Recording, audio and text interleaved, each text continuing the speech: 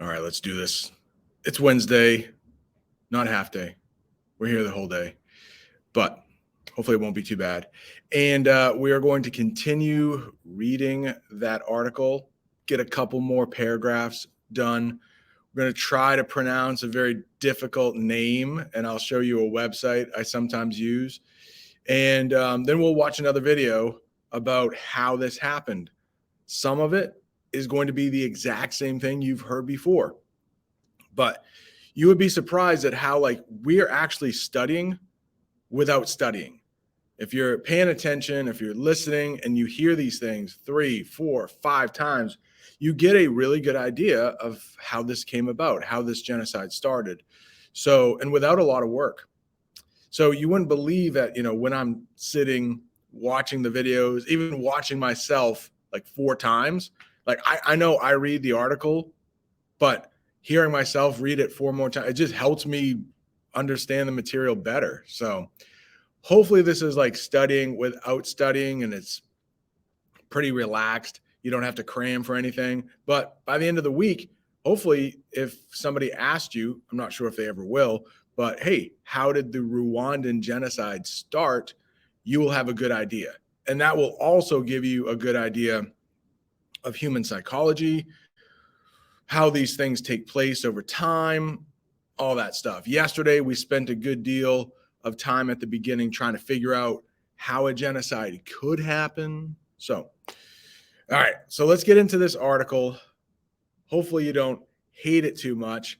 It's hard for me to make it like remotely entertaining, but as I've said before, school education isn't always entertaining. A Hutu revolution in 1959. So that gives us an idea of the time period. Forced as many as 330,000 Tutsis to flee the country, making them an even smaller minority.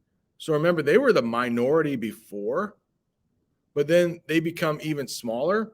So if you think about it, like the Tutsis, they're only about 15% of the population versus 85%. Like those numbers aren't even close to being equal.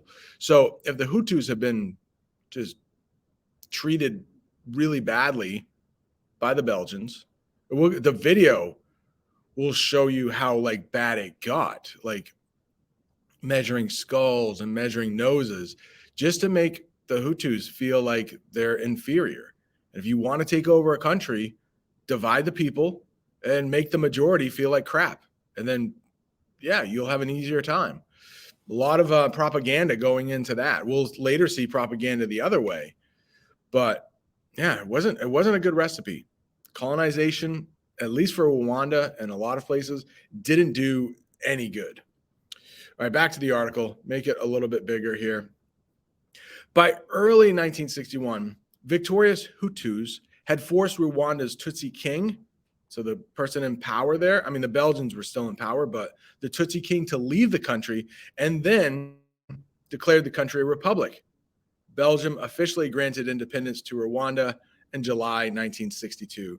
So by the 60s, colonialism, I just can't highlight that, but certainly by the 60s, this colonialism, we'll see about 10 years later, the French are pulling out. It's just, there were too many things going on in the country itself.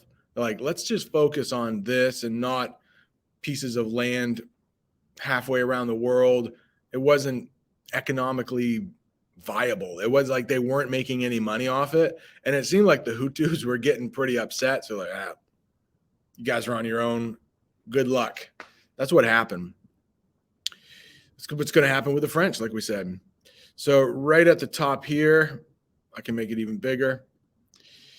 The sole leader of the Rwandan government for the next 2 decades. Oh, wait, I forgot. Sorry.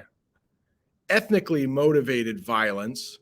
So right there, these are violence. Hutus probably going against the Tutsis, continued in the years following independence. In 1973, a military group installed Major General, I don't know how to say that first name, but we're going to try to say this last name here. So he's moderate, which is good, which has happened quite a bit. So This isn't about the Civil War, but Abraham Lincoln was a moderate. He didn't want the South. I know you guys have studied the Civil War. He didn't want the South to suffer. He wanted to let them back into the Union with as little penalty as possible. But of course, he was killed. Other people would take over. Same thing when we get to Germany. Germany lost World War I, and they were treated horribly, like had to pay for a lot of stuff. It's in part what caused the Great Depression. So then they wanted revenge. Like once they get, lick their wounds, like, hey, we can maybe take back some of our territory.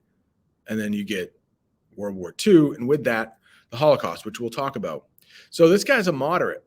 Probably when you hear moderate, not extremist. So he's not really into killing Tutsis. So he's at the head of the government. But let's try to figure out how to pronounce this. So I have another site here. Sometimes I use it to try to pronounce really difficult words. And I hope the audio is being shared. I think it is. I think you'll be able to hear it. But it doesn't seem like there's any consensus on how to pronounce this guy's name. We're going to hear like 6 different pronunciations. But like this first one, it's got the most ratings. So maybe this is good. Havyarimana. Havyarimana. I don't know. Doesn't sound like a guy that should be pronouncing Havyarimana, not at least an expert, but Havyarimana. All right, maybe it's Havyarimana. Now listen to this guy. This has 28. Havyarimana. It's not even close. Now this woman right here, I think she's Havyarimana. Havyarimana. That sounds pretty good. Havyarimana. Yeah, this guy, I'm hoping that you can hear that, but that guy doesn't sound like he has any clue. Let's listen to it one more time. Havyarimana. He's like, I mean, you can even hear it in his voice. I don't really know. And then I think this last person might be okay. Havyarimana. But it's so different. So Havyarimana. Havyarimana. Havyarimana. Yeah. So something like that, hopefully. I probably won't pronounce it again, and we're almost done with this, but let me share it. So Havyarimana, maybe? That guy, I'm not really too particular with the names, more interested in like the groups of people, but he's going to be in the government for quite a while. Well, from 73, and his plane is going to go down in 94. Okay, so he's going to be in power for a long time. We're getting a little ahead of ourselves, but he is a name. If you can only remember one name, maybe Havyarimana would be one that you want to remember. And then also we'll talk a little bit about that guy, Paul Kagame. Okay, let's just finish up this paragraph and we will be done. Sole leader of Rwandan government for the next 2 decades. Havyarimana founded a new political party. So this guy founds the political party of the NRMD. So at the time, it's probably pretty moderate. Well, things are going to change that, and it's going to become an extremist party, but not for about 20 years or so. He was elected president in 1978 and reelected in 1983 and 1988 when he was the sole candidate. So nobody's running against this person. He's the only candidate. So I'm not sure. Is that a good thing or is that a bad thing? Is he just so popular? Nobody wants to run against him. That hasn't really happened that often in American politics. I think it did happen with George Washington. He was the only candidate his second term for president. Maybe the first, I can't remember. So it could be that he's like so popular. But I know that like Putin has been the sole candidate in Russia for a while. And I think he's popular with some people, but I don't think we can say those elections are exactly fair. All right, so we didn't read a whole lot today, but hopefully we dug a little deeper. And then the video we're going to watch next, I think it's going to be even better. It's going to be a little more entertaining, more things flashing on the screen. But they're going to do a really good job about taking us from Belgian colonization all the way up to that plane crash that is going to kill Havyarimana.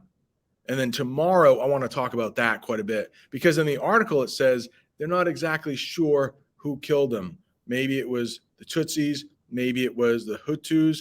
But I will say this today, Havyarimana wanted people from the Tutsi tribe to be involved in the government. So kind of makes me think that it was like some extremist Hutus, to spoil it, that was actually responsible for that plane crash. And we're going to talk a little bit about the propaganda on the radio. Okay, enough for today.